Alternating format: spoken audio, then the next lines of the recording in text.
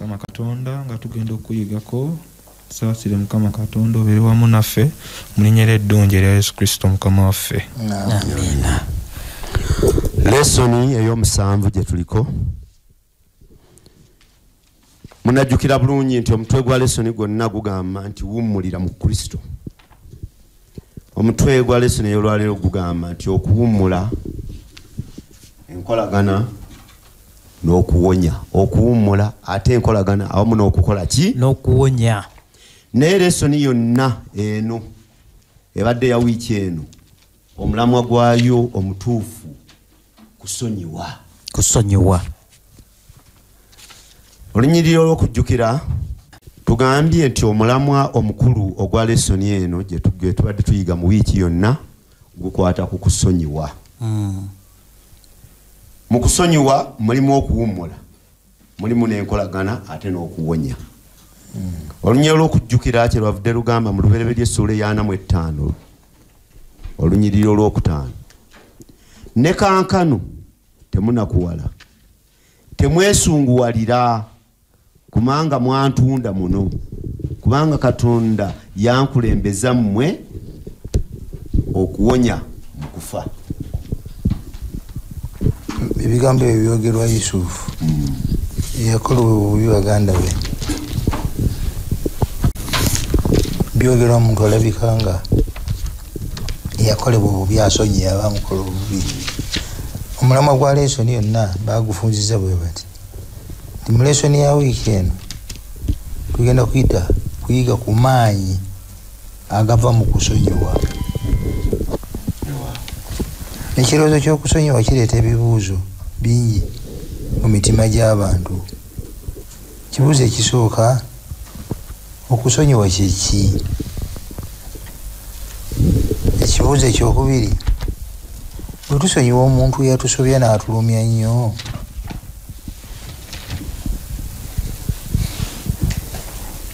tuyinza okumusonyiwa nga tannaba kwenenya oba kwetonda? Mukitegedde? Omuntu yatukola bubi nnyo nnyo naye nga takwenenyereza oba okwetondera, osobola omusonyiwa? Bwe musonyiwa mu mbeera eyo mba ntaddewo endowooza egamba nti kyeyakola tekyali kibi nnyo. Olaba n'okumusonyiwa yamusonyiwa nga tamwetondedde. Do I justify his or her behavior? Kino ekibuuzo gyekiri. Baba yeenenyiza ogamba nti kale, baba yeetonze ogamba nti kale, naye muntu ateenenyeza ateetonze, gwe bw'omusonyiwa oba totadde maanyi mu kibi kiri kyeyakola. Kibuuzo ekyokusatu, omuntu ono yankola obubi bwe musonyiwa, does it mean that we need to establish or re-establish a close relationship with them? Nga tannankola bubi twalina enkolagana. Okunsobya kuno ne kugwotanya enkolagana eno. Okusonyiwa kuzaawo enkolagana eno, oba katukiteeke buli tusonyiwa tuzaawo enkolagana eyaliwo. Kyetaagisa kiteekwa kuba bwe kityo. Okusonyiwa kuzimba enkolagana, oba nyinza okusonyiwa enkolagana neeyabika. Ekisembayo, can I forgive but still dislike the offender? Omuntu yankola bubi nnyo, nyinza okumusonyiwa naye nensigala nga simwetaaga. Dislike we naagamba nti nga simwagala. Mu Luzungu dislike ne love byawukana. Naye wano tukigatta. Naye wano bwe mbanga nali nkwagala nga n'okwetaaga nkwetaaga, bw'onsoba obubi ennyo nyinza okukusonyiwa naye muli ne mpulira nga sikwetaaga nnyo. Sirina nkolagana naawe. Yo dislike alina kayongeramu. Bye bibuuzo ebiva mu lesoni ya leero. Ebimu bijja kuddibwamu, ebimu bisigala mu bbanga awo, bitinkuula obwongo bw'abawuliriza n'abayiga bakyongere mu maaso. nja kusaba Dennis atuweka brief okuva wetwako mu kutuuka wetuli. Yusufu bwe yatuuka mu maka ga Potifali, Mukama n'abeera naye, Mukama n'amuwa omukisa, buli kye yakwatangako ne kiraba omukisa. Mukyala wa Potifali ne yeegomba Yusufu kubanga yali mulungi nnyo, n'ayagala okubeera naye, naye Yusufu n'agaana. Yusufu n'amaliriza nga atuuse mu kkomera, ne mu kkomera eyo gye yatuuka, Mukama n'abeera wamu naye, n'amuwa omukisa n'aba nga yakulira abasibe bonna. Olunaku lumu abamu ku basibe banne, omu nga yali mu musenero wa kabaka, omulala nga mufumbiro wa kabaka, ne bafuna ekirooto. Mu kiseera kye kimu ekirooto ne kibamalako emirembe. Yusufu n'ajja ne bamutegeeza ebirooto ebyo, n'abivuunula ne bituukirira nga bwe biri. Naye nga omusenero ono agenda n'amugamba nti, onzijukiranga kubanga ndi wano bannanga bwemage, sirina kye nakola.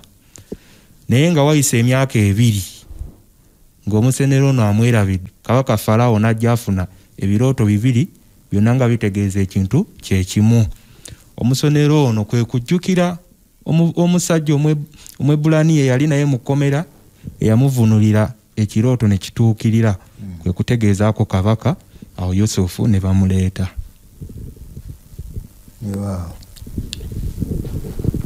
Yusufu bamutuusa mu maaso ga Falaawo. Weebale nnyo ofunziza bulungi. Ofunziza ensonga 3 nti Yusufu ali mu bunyage, naye yasalawo kasookedde bamuleeta buli muntu gw'asisinkanye wano kukolagana naye nga Bayibuli ye n'okukkiriza kwe kufaanana. Namba 2 gye tugenda okwekkaanya wano kaakati, kubanga nkulu nnyo mu lesoni eno, nti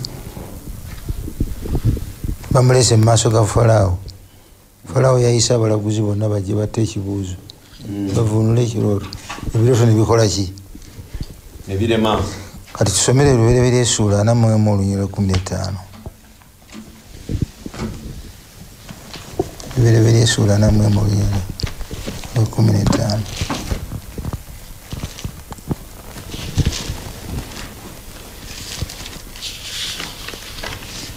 Ogamba we wati. Falaawo n'agamba Yusufu nti, naloota ekirooto, so si wali ayinza okuntegeeza amakulu gaakyo, era mpulidde nga boogera ku ggwe ng'oyinza okuntegeeza amakulu g'ekirooto bw'okiwulira. Genda maaso. Yusufu n'addamu Falaawo ng'ayogera nti, si mu nze, Katonda y'anaawa Falaawo okuddamu okw'emirembe. Tutandikira awo. Yusufu mu kukola ekyakoze eki? Agulumizza Katonda. Wabaddewo omukisa oguto, wabaddewo engeri endala eteri yakugulumiza Katonda gye yandikizeemu. Engeri ki? Kimbuulire nkikubuulire. Kimbuulire nkulage kye nninawo. Ate era gwe yali ayise. Era gwe yali ayise. Ndowooza kyandibadde nga abasajja bali abaagamba Nebukadneeza tewali ayinza kudda mu kirooto kya kabaka nga tebakimubuulidde. Kaakati lesoni gye tuyiga wano esookera ddala mu lesoni eno gye twagala bannaffe abawuliriza naffe aboogera okussaako omwoyo nti Yusufu ono yali mpisa ye okugulumiza Katonda, okuwa Katonda ekifo ekisooka mu nkolagana ye n'abantu. Olw'enkola eyo kye kyamuyisa ku kikeme ekitagambika, omukazi ng'amwesibyeko awatali nsonga emugaana okuggyako okuwa Katonda ekitiibwa. Atuuse wano bamuyise bangambye nti gwe wekka gw'osobola, ali mu lujjudde olw'abantu bonna abali awo. Abantu abasinga obungi ku ffe awo Mukama tetumujjukira, sibalimba. Obuzaale buli obw'okweyagaliza bugira naga nti sinze naye ani? Kiki ekibaawo Katonda ng'omuwadde ekitiibwa bwe kityo? Katonda bw'omuwa ekitiibwa bwe kityo asanyuka era pleased buli wasanyuka ng'akuwa omukisa bw'akuwa omukisa n'abalala bakulinaanyi nabo omukisa ogwo bagulaba bw'amala okuwa omukisa ogwo kiggulawo enzigi n'atandika okukola nga bw'ayagadde ne yeegazaanya.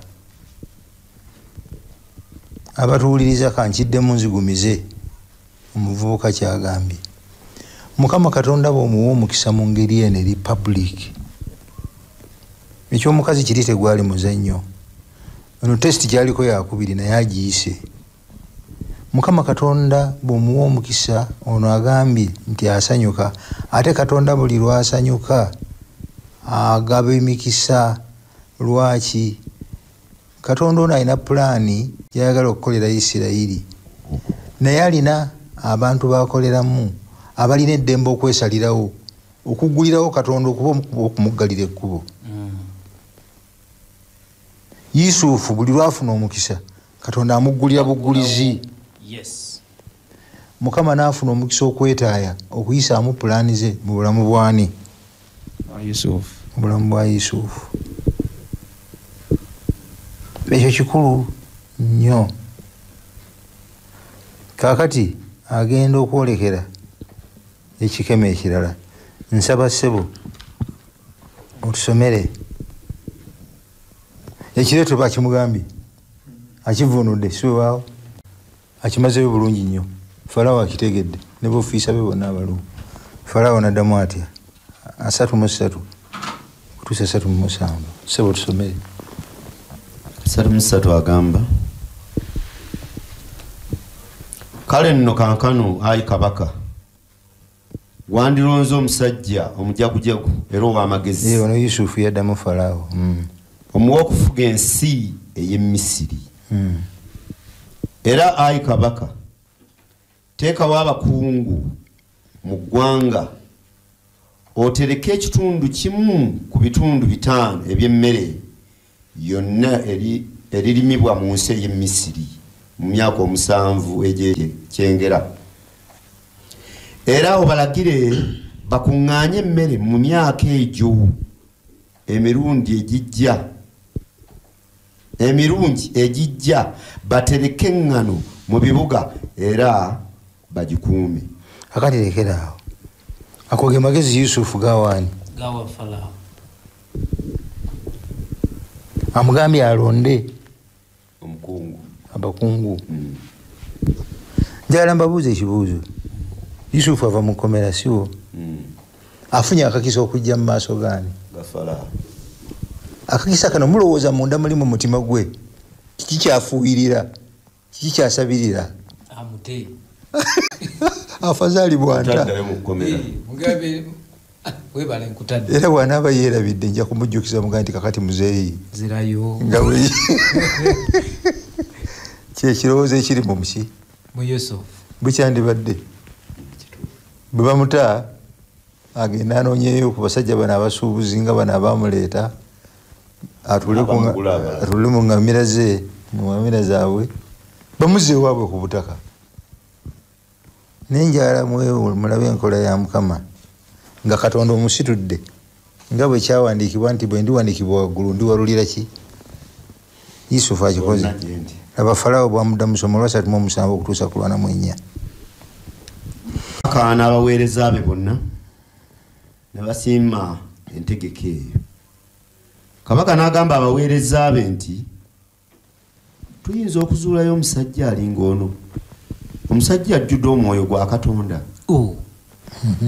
Kabaka n'agamba Yusufu nti kyokolendeko ani akyogedde ekyo? Falawo omukafiiri.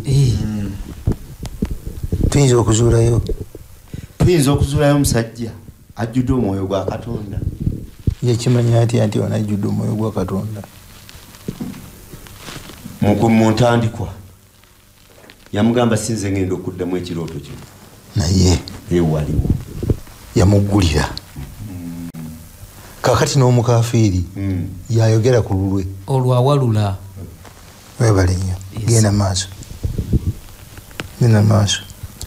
Kabaka n'agamba Yosefu nti nga Katonda bw'akulaze ebyo byonna tewali n'omu mujjagujjagu era ow'amagezi nga ggwe gw'onoofuganga ensi yange era abantu bange bonna banaawuliranga by'olagira nze nzekka nze naakusinganga okuba n'obuyinza genda mu maaso. kabaka n'agamba yozefu nti kaakano nkuwadde okufuga ensi yonna ey'e Misiri. kabaka ne yeenaanuula ku ngalo empeta ye eriko akabonero k'obwakabaka n'aginanika yozefu ku ngalo n'amwambaza ekyambalo eky'olugoye olulungi era n'amwambaza mu bulago omukuufu ogwa zaabu n'amuwa eggaali ye ey'okubiri kwaba atambulira ne balangirira mu maaso ge nti mufukamire. bw'atyo kabaka n'awa yozefu okufuga ensi yonna ey'e Misiri. kabaka n'agamba yozefu nti nze kabaka era mu nsi ey'e Misiri tewali n'omu aligolola omukono gwe wadde ekigere kye nga tokkiriza. kabaka n'atuuma yozefu erinnya Zafaneti Peneya n'amuwa Asaneti muwala wa Potifara kabono owa Oni okumuwasa. yozefu n'atalaga ensi yonna. Bino bibaddewo mu ddakiika mmeka kasookere basisinkana ne Falaawo? Bibaddewo mu ddakiika mmeka? Ekyo kiri nnomo omusajja ava mu kkomera. Ndowoozezza kuba yalese mu kkomera. Tinkomawo mangu. Omusajja bamwambaza bya afuuse sekendi oba tugambe sekendi ni komandi. Prime Minister. Ekyo kiri nnomo mu mutima gwa Falaawo, mu mutima gwa Yozefu kitegeeza ki? Yakiraba atya? Ebirooto biri bitandise. Teyalowooza ku biro, teyakikkiriza naye yamanya ono si mulala naye Katonda. Awo si mutuufu. Kyava ku ki? Mukama Katonda bw'omuwa ekitiibwa bikula mangu awo nga nkanyonyola Samwiri ekyolubereberye 2:3. Samwiri ekyolubereberye 2:3. Mukama Katonda bw'omuwa ekitiibwa ng'oli mu mbeera egeza ey'ekigezo n'oguma n'okulembeza n'omuwa ekitiibwa n'obimulekera nga naawe tomanyi binaavaamu. Katonda asanyuka, si bwagambye? Naye Katonda bw'asanyuka bw'asumulula eggulu muza kajjanja. Ekyo tukikozesa ku Mukama. Ekyo kyaffe tukikozesa ku ffe. Naye bw'asumulula bassebo ne bannyabo buli omu awuliriza ojja kutuuka mu ddakiika ekwetaagisa okwewa ekitiibwa oba okukiwa Katonda. Dawudi ekitiibwa yakyewa ku lulwe, teyakiweesa Katonda. Ebyavaamu tebyali birungi. Naye Yusufu ekitiibwa yakiwa Mukama buli mukisa gwe yafunanga. Naye ova otya mu kkomera mu ddakiika ze zimu bali banna bali eri balindiridde ogenda okuddayo okuwulira nga gw'oli waggulu wa Potifaali. Ani ali ku topu? Awe yali mukwano gwe mu kkomera. Yeyali waggulu. Potifaali ye mukulu w'amakomera. Kati ani ali ku topu? Yusufu. Mukyala Potifaali ali ludda wa? Gyali ewuwe naye bw'atuwulira baana ye yali mu lukunga. Soma. Agamba bw'ati Mukama Katonda wa Isirayiri kyava agamba nti weewaawo nasuubiza nti ab'ennyumba yo n'ab'ennyumba ya jjajjaawo banampeerezanga ebbanga lyonna. Naye kankano nze Mukama ŋŋamba nti ekyo kikafuuwe kubanga abanzisaamu ekitiibwa be nassangamu ekitiibwa n'abo abanyooma tebassibwengamu ka buntu. Ako Mukama Katonda ambeere kakakembo nnaku girenzi kyansigaza mu bulamu okuwa Katonda ekitiibwa, okumuwanika waggulu Yesu Kristo asobole okumpalula n'okuwalula abalala. Kakati ekyo ekikemo akiyiseeko, ekikemo kyasigazza kyekyabana be balagidde mbuterejja kusitulanga kigere oba kugolola mukono nga Yusufu talagidde. ate eggaali bweneyitanga ate bakoleki bafukamire awo yanamanya bwanaiya bawa ekitiibwa ekyo takyagala lwaki power corrupts total power corrupts totally omuntu omunaku bwofuna obuyinza omuntu omuyala bwakkuta emmere omuzaana bwafuuka nyinimu wabeerawo ebizibu katonda tusaba ayambe yusufu aleme kukakkana ku leve ekyo kimu namba 2 akyalinayo testi kakuuse testi baganda be tugenda okusoma eyabaganda be lesoni eno yabadde kukusonyiwa lesoni yagambye olwobudde twagala kutema ku sipiidi olwobudde lesoni yagambye nti agenda okusinkana baganda be nga yabasonyiwa ki mukakkiriza kale nja kubabuuza ekibuuzo nti mukikkiririza ddala ekyo oba mukyogerako ki naye njagala tusooke tulabe definition y'okusonyiwa okusonyiwa kyeki okusonyiwa definition yakyo yabadde mu lesoni muno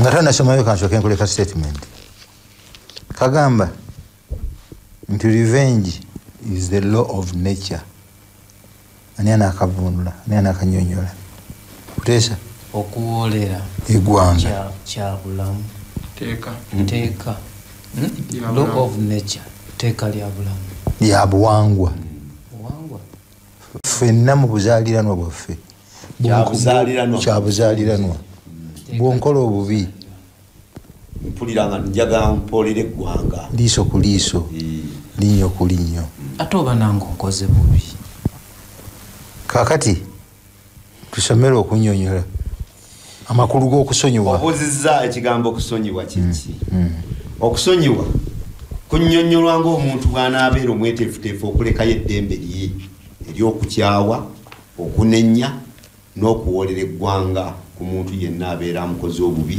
oba ekibiina ky'abantu ekiba kikoze ebyekyekyo kakati bannaffe abawuliza muyinza okuba nga kano temwakajjemu makulu bulungi omuvunuzi yakoze kyonna kyasobola naye kyagamba kyekino bwonkola obubi abatuwulirize abali eyo eriyo abakolebwa obubi ennyo eriyo abatanafuna mukisa gwa kukolebwa bubi nnyo nga babasobyeze buntu butonotono naye bweoba wasobezebwa nnyo n'olumizibwa nnyo obeera mutuufu bwe weetamwa eyakukola obubi obeera mutuufu kyabuwangwa kyabuntu akukoleese omuntu yakola obubi n'omukola ki n'omwetamwa ate waliwo ababiddiŋŋana kyebatalize nakwongeddeko kyebayita resentment mu luzungu bakayita resentment mu luganda bayakayise kukyawa namba 2 omuntu ono yankola obubi nannumya nnyo mbeera mutuufu bwe musalira omusango yankola bubi gwamusinga mbeera mutuufu kyabuntu nanenyezebwa bwe namusalira omusango oyinza okunenyezebwa ani ananenya oyinza okwenenya kale omuntu bwe yankola obubi ennyo nange mpulira njagala nesasuze revenge kale gwolowooza nze siriiko ngeri nange ndiko engeri bwe ndowooza bwe ntyo kyabuntu nange bwe nesasuza mba nkoze bubi mu buntu oba tokoze bubi mu buntu mba sikoze kiki oba tukoze bubi naye ekiyitibwa okusonyiwa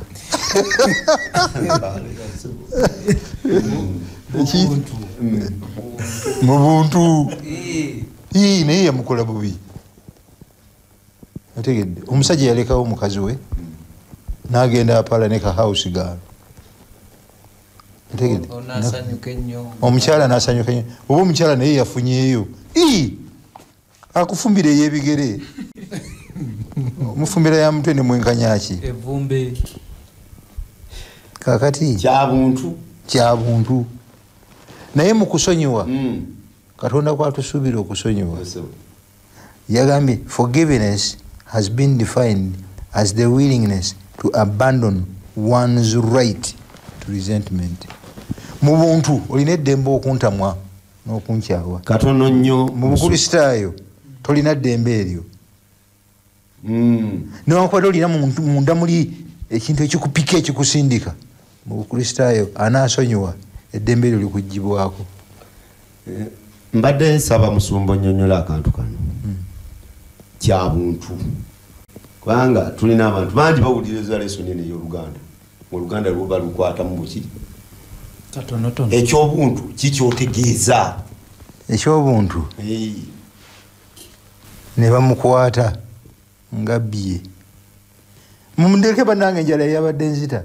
Lwaki n'abatamulina n'abatabbiddwa n'ababadde bayita obuyisi lwaki beegatta mu kumukuba? Mukube kiki abadde nzibye ennankani yange. Lwaki n'abatakwatibwako nsonga eyo ne batanyaze be bakakasa nti abbye n'abadde agenda olugendo lwasooka n'aluvaako naye baba tebakakasizza gambye nti abbye. Lwaki akubwa okutuusa okufa ne bamumaliriza nabaga nti oyo awedde? Kiki ekyo ekiba kikuba omuntu gwe simanyi? Kiki ekyo? Mu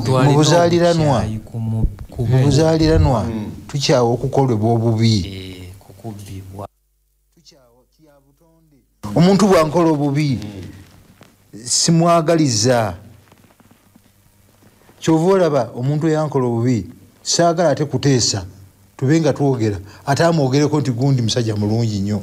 Ne kuteesa mutwaliramu nange nkyayiramu. bwe sikukyawa nnyo nfuba okukutereeza. Oyo nno gwayita omulungi oyo omulabira eno wala. Saagala omuntu eyankola obubi nansobya kuwulira nti yaguze emmotoka. Saagala muntu yankola obubi kuwulira nti ebintu bimugendera buki bulungi. Lwaki? Mu buzaaliranwa you hurt me, I want to hurt you. ye ndowooza y'obuntu gwe wakibuuziza. Kaakati otubadde luddawa oti ku ddembe oti soma sebakadako Dr. Marilyn Amma. Oyo omusawo ono Marilyn omujjanjabi w'amaka agamu yakola ne bakawonawo ab'ekitta bantu mu Horsecat okusobola okumanyira ddala ki bakawonawo bano kye baali bakoze okutegeera ekyali kibatuuseeko. Omusajja ono awandiika okusonyiwa nti kyekikolwa ekyobugenderevu ku ludda lw'oyo asobezeddwa, si kintu ekimala gabaawo. Okusonyiwa kikolwa kya bugenderevu kitegeeza ki? Nti kiteekwa okuba nga okigenderedde, osalawo otuula n'oyita mu nsonga n'olaba ekyakulumya obulumi n'obukkiriza nti olumiddwa n'ogamba n'obalirira byonna n'ofuna n'ensonga lwaki nga zibe tugenda okuzisengeka n'ozimaliriza n'oga nti naye ensonyi. Kakati Yusufu agenda okugwa mu kizibu kyekimu katwangubwe ennyo. Soma 42 olunyiriri olusooka okutuusa ku lw'omukaaga.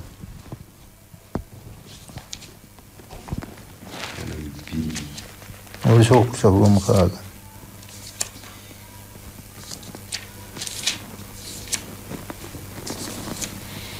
Yagambye nti awo Yakobo bwe yamanyanga mu Misiri eriyo eŋŋano n'agamba batabani be nti lwaki muddawo okutunuuliganako? Mpulidde nga mu Misiri eriyo eŋŋano, muserengeteyo mutugireyo ku ŋŋano eneetubeesawo tuleme okufa enjala. Awo baganda ba Yusufu 10 ne baserengeta mu Misiri okugulayo eŋŋano. Ne Benyamini muganda wa Yusufu Yakobo n'atamutuma wamu ne baganda be kubanga yatya nti sikulwa ng'akabeera tekamutuukako. Kakati abatuwuliriza bayinza ng'oli we yagambye teri abatamanyi sitoole. Yakobo ye kitaawe wa Yusufu. Atuma baganda ba Yusufu abamulyamu olukwe abamutunda bagende mu Misiri bagule ki? Bagule emmere. Omu teyamuta naye ono nasigala ne kitaawe Benjamin. senga tubadde na budde nandibabuzizza mulowooza lwaki lwakuba tasobola kutambula tewali security emala lwaki amugaa nti ono temugenda naye waliwo ensonga bwebaawo tujogere mangu obudde buyise ekisooka Yakobo yali yaviibwako Yusufu gwe yali asinga okwagala era twamulaba nti ekyali kimumwagaza kubanga n'omukyala eyamuza Benjamin naye ye mwana omu gwe yasigazaawo yadda mu kifo kya Yusufu ne Yusufu bwagenda nga bwe yagenda ne Benjamin bwagenda Yusufu bwe yagenda yagenda bwomu ensolo n'emulya bwomu mu ttale according to report naye kakati ono ali ne baganda be bali mu group mu gganga kabiki akayinza omutuukako nga bali mu gganga ekyo si kyesiga nyinza obutakyesiga nnyo olw'abaganda be lwa nsonga ak'omuntu si kante weewaawo Yakobo ono newankubadde bamugaa nti ensolo enkambwe yalya naye omwana we osanga naye alimu akaga nti naye mmwe eyo tuvuddeyo soma awo batabani ba Isirayiri ne bajja awamu n'abantu abalala okugula eŋŋano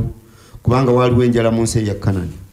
Yozefu ye yali omufuzi w'ensi ey'e Misiri era yaguzanga abantu bonna abaavanga bonna mu nsi. Baganda be ne bajja ne bavuunama mu maaso ge ng'obwenyi butuukidde ddala ku ttaka.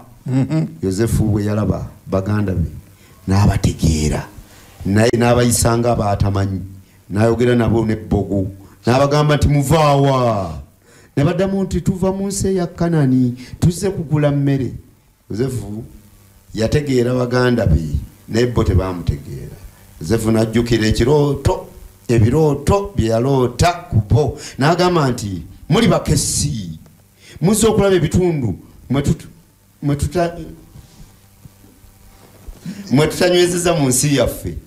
Ne bamuddamu nti nedda mukama waffe neffe abaweereza abo tuzze kugula mmere ffenna tuli baana ba kitaffe omu ffe abaweereza abo tuli bantu bamazima tetuli bakessi. Yozefu n'abagamba nti nedda ebitundu mwe tutenywezezza mu nsi yaffe bye muzze okulaba. Ne bagamba nti ffe abaweereza abo tuli abooluganda 12 nga tuli baana ba kitaffe omu mu nsi ya Kanani. Muganda waffe omu takyaliwo ate oyo asembayo obuto ali wamu ne kitaffe kankano. Yozefu n'abagamba nti si kyekikyo kye mbagambye nti muli bakessi. Abategedde tebamutegedde. Wakayita emyaka emeka kasogedde balabaganako 13 nedda bamutunda wa 17 n'abonaabonera mu Misiri emyaka 11 okutuuka ku kifo kyatuuseemu. Emmere n'erimwa emyaka 7 agabiri kakati ajja kubagamba oluvannyuma nti enjala yakatambulako emyaka emeka ekitegeeza yakamala emyaka 10 n'emeka 22 nga tebamulabangako. Naye abakoze eki kakati ekibuuzo kye twagala kyekino. Lesoni yagambye nti bagenda okujja mu maaso ge nga yabasonyiwa ki. Ekibuuzo kyenjagala tuddemu tugayigaye mangu tutuuke ku conclusion kigamba oba yabasonyiwa ate okubavunaana obwambega oba yabasonyiwa dda lwaki tabagambirawo nti nze nzuuno gwe yagira oba yabasonyiwa dda abategedde olulimi lwabwe talumanyi lwaki ayogera nabo mu mutaputa oba yabasonyiwa dda lwaki ateeka esente naawe ekiragira bukodyo ki bwe yakozesaawo bukodyo bungi buwerako kubanga bwe baali nga baddayo amaze okubawa emmere ensimbi zaabwe yaziteeka mu nsawo zaabwe. Ekyo kimu ekirala zizaamu ate Benjamin ye bwe yali azze ekikopo kye nakyo baakiteeka mu nsawo. Ekyo kibyo bibiri ekirala. Simoni yabagamba nti mugende obanga ddala bye mugamba bituufu mugende naye ono mulese mu nkomyo n'amukuba mu kkomera. okukusonyiwa kiki yamukambuwalire nnyo kakati awo njagala tuddemu lesoni yazzeemu kiki ekimukozesa ebyo mumpe buli nsonga lesoni teyawadde ensonga n'emu nnambulule bweti egamba nti yakolanga bino ng'anoonya kino fe abasoma nga bawandiika lesoni n'ebitabo ebyenjawulo bye twayiseeyiseemu beba balina ensonga ezaki kakati muwe ku nsonga zemulowooza ate oba bategedde olulimi lwabwe lumanyi kiki kyanoonya gwebadde gwosoose nze nalabye muno nti newankubadde yali yabasonyiwa naye yali ayagala okumanya emitima gyabwe gyo gikyali ku kiri tebakyukangako bakyukako kyanoonya kiba kibi nnyo omuntu ne bwaba nga yakusobya oba akutegedde oba takutegedde okumwatuukiriza ku ssaawa eyo n'omugwako mbu wakola kino abantu banno Yusufu yabategeerezawo nti nze Yusufu emitima gyabwe gyandyabise n'abalala gyabike bwe baali bamusuula mu bunya n'okudduka bandidduse n'okugamba nti wandirabye abooluganda nga beeyawuddemu kansooke mbabuuzeeyo kano mwenna mwasomye lesoni eno ne bannaffe abatuwuliza bagisomye bameka kumwe ababadde bagisoma bwe mwatuuse wano ne mulaba Yusufu ng'abakunya abagambye mulimu nanti era kale era kale ebintu bino bye yabakunyamu byabalumya gwe bateeka mu kkomera sekatona azirikireyo abasajja bano baddayo mu kkubo nga balese muganda waabwe mu kkomera yite bakyogere wano ye Yakobo tekyamunyiiza ye Yakobo kitaabwe why is he doing this emu ku nsonga ogambye nti ono agamba teyagala bakutula mutima bota okutule mutima ate bakutula batadde mu bukodyokodyo gwogamba otya nze ngamba musumba nti omuntu nga yakola ekikyamu ne oba wamusonyiwa bw'omulaba osooka memories nezikola ki neziddayo kati bwe yabalaba ati najjukira abatusomesa batugamba forgive and forget tokiraba ku Tuesday forgive and forget oba basonyiwe nabiri byonna byerabire anti musumba era wano mu lesoni muwandiisi alina kapalagulafu ke yakoze wano mukadde akatusomere ka namba 2 era ku Tuesday yagala nti okusonyiwa tekitegeeza nti tewajja kubaawo bivaamu okusonyiwa tekutegeeza nti kuleka omukabasanya kugenda mu maaso ng'akabasanya abantu okusonyiwa tekitegeeza kukyusa bukyayi bwaffe n'okwegomba kwaffe okuwoolera eggwanga ne tubiwa Katonda bwe kitaba kityo obusungu obukambwe obukyayi n'okwetamwa bireetera ebisobyo ebiri mu muntu oba mu bantu bye batukola okubeera ebibi ennyo mu ngeri esinga kaawe Yusufu kyemukwatirako wa mu nsonyiwe Yusufu wano ensonga eno emukwatirako wa ekisooka okusonyiwa tekitegeeza nti omuntu tabonerezebwe ababonerezaamu alina okubakunyaamuko akakase kweri abantu bano bo bakyalina obukyayi gyendi akati ebyo byonna tujja kubitwala nti bituufu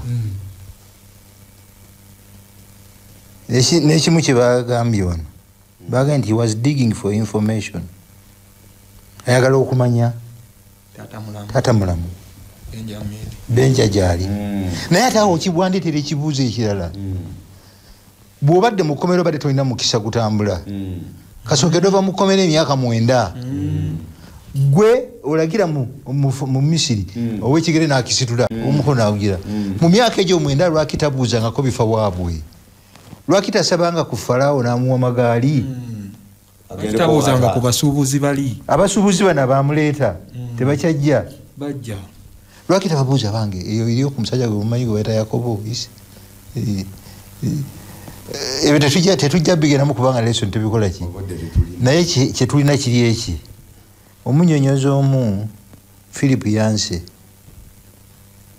mu kitabo kye What's Amazing About Grace agamba nti okusonyiwa si kyangu Yusufu bwe yeekanga baganda be babaleta suubira n'abalaba nga bazze ebirowoozo byonna byonna ebyobunya ne bikola ki naye ate bikomyewo beevunise bavunamye okuvunama kuno kwamujjukiza ki kirooto kye yaloota ekirooto kye yaloota kyamutegeeza ki ani yakimuwa Katonda yakimuwa kati kituukiridde n'olwekyo okubeerawo okuwanwa abiri okulwani akati agasse ku lwa Katonda ayagala abasonyiwe agasse n'ak'obuntu reaction bwe zeegatta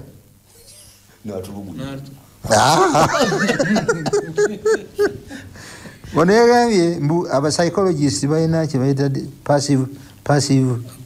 passive aggressive behavior omuntu nga oba an amalgamation of emotions ebirowoozo bino ng'omuntu yayisibwa obubi ennyo ng'asisinkanya omuntu eyamuyisa obubi bwakola kakati sebo tusomere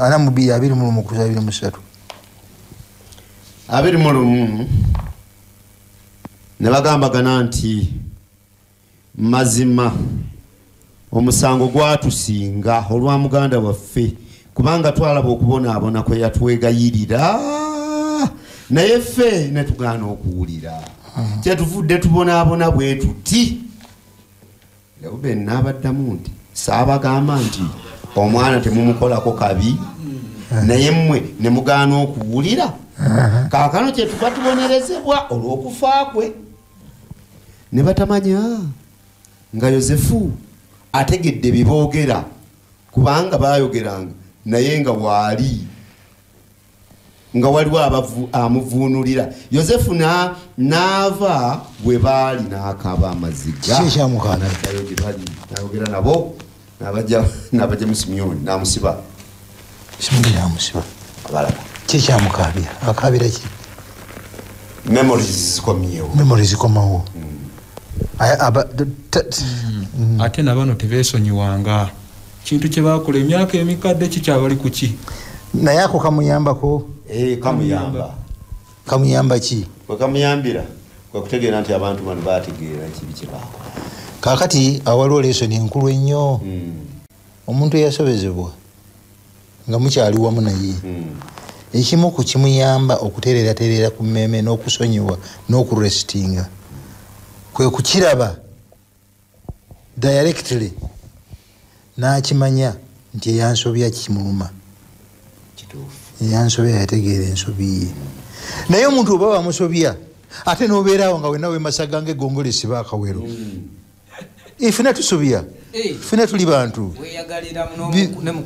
bibaawo naye Yusufu ekigenda okumuyambako ng'abalaba batandise n'okwerumaaluma nze nabagamba zesaabagamba ate olutwala lwagala okusitukira wano kati n'atulika n'akaaba kakati agenda okudda soma 45 olumu okutuusa ku 3 tuwunzike tufundikire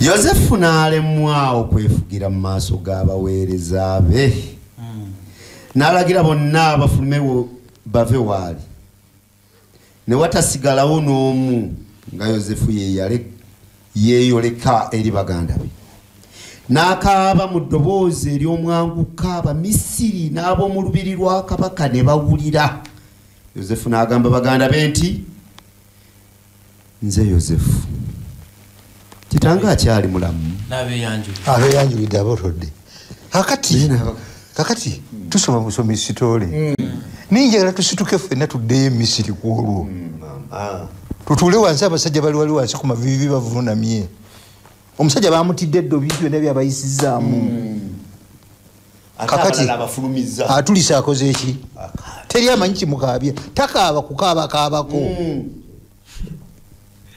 Dennis yanyumiriza mukubo nga tujja n'agamba nti kiringa ddaamu nga bagijjuza amazzi bwe yabika ekintu nekyabika Yusufu bwe yayabika akaaba bali wali bakola ki njagala mubeere bo nga osoma ennyiriri zino n'abagamba nti nze Yusufu Yosefu n'abagamba nti nze Yozefu kitange akyali mulamu ne baganda be ne batya nnyo okulaba nga bayimiridde mu maaso ge ne batasobola kumuddamu Joseph n'abagamba baganda be nti munsemberere wendi mbegayiridde n'abagamba muganda wammwe gwe mwatunda mu Misiri nakakajeeyo ngena maaso era kakati temunakuwala wadde okwesunguwalira olw'okuntunda muno kubanga Katonda ye yansindika okubakulembera mu mmwe okuwonya obulamu bw'abantu. Enjala yakamala emyaka 2 ng'ate wakyasigaddeyo emyaka emirala 5 gye batagenda kulimiramu wadde okukunguliramu. Katonda yansindika okubakulembera mu mmwe mulyoke mukuumibwe nga muli balamu si ku nsi balamu ku nsi n'okubawonya mmwe ne bazzukulu bammwe mu ngeri eyewuunyisa. Nga bonna bakoze eki? Basirise. Akati bw'amaliriza n'agwa Benyamini mu kifuba n'amunywegera ne bakaaba. Bamala okukaabira mu Benyamini n'agenda bonna nga bagwa mu ki? Mbu bw'amala okubagwa mu kifuba ne bakkakkana ne batereera n'aluka abawa ebiragiro. Kati muddeeyo mugende mu famire zammwe ente zammwe kitange Benyamini temumulekaayo. Benyamini baali naye wano bagudde ku kizibu ekyokudda eka bolekera ali kumulimbulula bagenda mugamba batya eyo olw'obudde tetumanyi anti era bonna gwe bagamba nti ndoza gwoba oyogera gwe mukulu. Kakati katuveeyo njagala waliwo ekibuuzo ekigambo kye twasanze mu lesoni ekiga nti senga Yusufu yali tasonyiye baganda be yandisobodde okutuuka ku byonna bye yatuukako mu Misiri. N'akatono lwaki? Yandisobodde kubanga teyandisemberedde Mukama kubanga Katonda yandibadde tamuwadde ekifo kisooka mu bulamu. Tulaba nti ekyakulembesa mwebale nnyo Yusufu senga eyo ensonga emu teyandisemberedde Mukama. Ensonga ey'okubiri ekiruyi kiri kyonna kyonna yandikiyiridde buli muntu gwasanga n'ennaku n'obuyinike. Omuntu omukambwe tasobola kukula mu nyumba ya Potifaali. Kituufu. Omuntu omukambwe tasobola kukula mu kkomera alwana bulwanyi buli amugambako alwana bulwanyi naye olwokubanga yatadde ng'arrestinze ng'awummudde. Ekibuuzo bwe kibuuliza why must we forgive? Buli muntu ampeeyo ensonga tukube mangu tugende mu bibuuzo. kubanga why must we forgive? Tuteekwa okusonyiwa naye ensonga ki etusonyiisa nga tusobezebwa okusobezebwa okunene? kubanga kiragiro okuva eri Katonda. Kitya? Okusonyiwa atulagira okusonyiwa bannaffe wa mu Matayo sulando za 6 olunyiriri 14 ne 15 nti bwe muntu asonyiwe namwe temujjanga kola ki? Tusebe ensonga eyange egamba sooka olinde bwe mutasonyiwenga nammwe temulisonyiwa bibyo. Waliwo omuffe n'omu atalina kyateekwa kusaba Katonda amusonyiwe? Mpaawo tewali n'omu.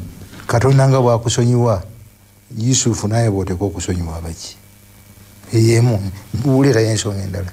Ensonga endala nti bwe tusonyiwa naffe tuwulira nga tusonyiyiddwa. Abasobezeddwa?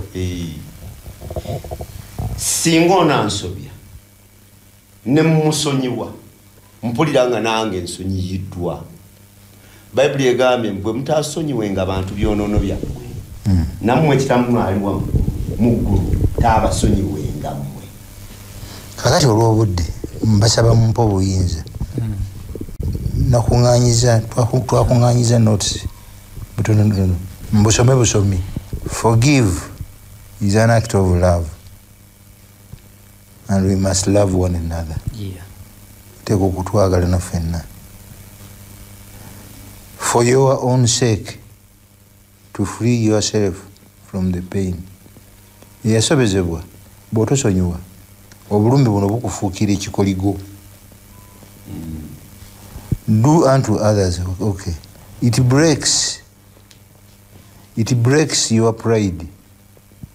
ekimu kubiŋŋaana okusonyiwa nze kakembo sikolebwa ekyo ne bwe zikakkana ne mmanya nti kyankolebwa kansonyiwe kimenya amalala g'obuntu.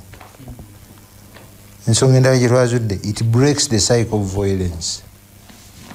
Yusufu bamukola bubi ne bamuyisa bubi, kakati atuuse mu kifo ekyaki ekyamaanyi, abalabye bazze, tasonyiye naye abakoze eki bubi, abakoze bubi, asasule ekiri ekyamukola ki kyamukolebwako.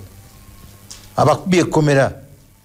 Abaana ba Yusufu abasigalayo bakitegedde nti eriyo mu Misiri yakola ki, nabo bagambye nti kale luliba olumu ojja kusanga empalana eziri wakati w'amaka n'amaka ezimaze emyaka. Ekimu kubijjawo empalana zino kusonyiwa. Yusufu ekigenda okumuyamba okuzzaawo enkolagana ne baganda be kusonyiwa. Omuwandiisi omu yagamba nti if we don't transcend nature we remain bound to people we cannot forgive. We are held in their vice grip. Omuntu ono eyansobya yafuga obulamu bwange bwe mba simusonyiye, bw'abeera obulungi nze mba bubi. Bw'omusonyiwa n'omuta ono we yagambira Lewis Smithis, when we genuinely forgive we set a prisoner free and then discover that the prisoner we set free was ourselves. Bw'osonyiwa osumulula omusibe abadde asibiddwa mu kikuligo naye ogenda okwezuula ng'omusibe gw'osumuludde si y'oli, gwe kennyini gwe weesumuludde. Anaasonyiwa talinda kumulungula byaleeta kizibu kiri, ng'abamaka bwe mutukola ffe abasumba, mujja n'ebizibu byammwe bya myaka 2 bibalemye okutereeza nga mulowooza nti omusumba ajja kuddayo emyaka 3 gye mwakamala mu bufumbo ajje nga ataggula gwano bw'okola bwoti wali mukyamu kati ono yali omutuufu. Nonsense. Anaasonyiwa biri byonna byonna mubyerabira ne mutandika bupya. Yusufu kye yakola, kitaawe ne nnyina bajja, nnyina yali yafa dda, relationship nedawo ne pulaani za Mukama ne ziraba omuki. Bino byonna bigenda mu maaso lwakubanga Yusufu yaggulira Katonda enzigi, pulaani za Mukama ne zitambula nga bwe yazitegese. Amina. Waliwo akanyiriri kamu kokka akali mu Matayo 7:12 nti kyoyagala okukola naawe kyokola. Genda mu maaso sebo. Okusonyiwa kwe tusinziira okufuna emikisa. Amiina ya Katonda. Njagala kwebaza nnyo abatambudde naffe ku YouTube. Twagala kwebaza nnyo bannaffe abayiga wamu naffe abatutte kuyiga bino nga kikulu nnyo. Era ntwala omukisa guno okubajjukiza nti bannange wiiki eno yeyongera okututeekateeka okuyingira mu CAP meeting yaffe. Kale tweteeketeeke omulabirizi waffe era omusumba Samuel Kajoba yagenda okutukulemberamu. Mukadde olina kyogamba? Twalabye okusonyiwa nti oba wejjeeko eddembe lyo. Abantu abasinga obungi balowooza nti bwe tubeera n'eddembe ndi wa ddembe obutakusonyiwa kubanga wasobyani nze. Era abasinga obungi balowooza nti eyasobya yateekwa okujja eri gwe yasobya amwetondere. Ninawo ekibuuzo. Kale sooka omale. Naye ndowooza nti oba baakusobya oba oli eyakusobya gw'oteekwa buteekwa kugenda eri eyakusobya n'omugamba nti ssebo nze nkusonyiye olw'ekyo kye wakola ki. Kino Yusufu kye yakola ki kye yakola. Kati waliwo yabuuziza ekibuuzo. Kasitole kaleke. Waliwo yabuuziza ekibuuzo kyabadde kuwonezidde nti olina n'okusonyiwa n'abaafa, abaakusobya abaafa obasonyiwa. Mukwongerako ki? Yengambe nti yambuuziza nti aba Seventh Day tusabira abafu. Kali kuwonezidde. sebo kyabadde abuuza ono kyabadde awandiika kyabadde ategeeza nti oyinza okubeerawo ng'omuntu n'okufa yakola ki yafadda naye ng'era okyamulinako ekkonda ekitegeeza ali mufu ali magombe eri yafa naye ali eno akyakugoya waliwo omukyalo omu twakiraba mu kutandika omwami eyalumirizibwa kye yakola n'agenda ne ku ntaana y'omufu era omukugu kwe yateeka akawuliriza amaloboozi nabanga ekizibu tekyali ku mufu oli ye yawummula egije n'omufu tiyayogera era teyayogera naye ono okulumirizibwa mu mutima kyamusitula ekitegeeza twetaaga okusonyibwa naffe ne twesonyiwa bw'otosonyibwa kibi nnyo genda sebuma wangi n'ekirala kye nalabye Musumba nti bano baganda ba Yusufu baali bamanyi agenda kukola revenge kubanga singa bo be baali mu kifo kya Yusufu kye baalikoze naye Yusufu ng'ekya revenge takiriiko kankukirize lwa nsonga mu ssuula ey'ataano tekyanyumye ne kikamala si kunyuma mu ssuula ey'ataano Yakobo ng'afudde Yusufu n'akaabira kitaawe ekyansanyusizza bange nsaba muddeyo musome ssuula y'ataano nti Yakobo bwafa mbu Misiri yonna nekungubagira Yakobo Misiri yonna bwe kutuuka okuziika Falaawo n'asindika b'ofiisaazi be bonna olubiri lwasigala lukalu ne bagenda nani ne Yusufu bagenda okuziika mbw amagaali gonna olubiri aga Misiri gonna ne gagenda kitiibwa bw'owa Katonda ekitiibwa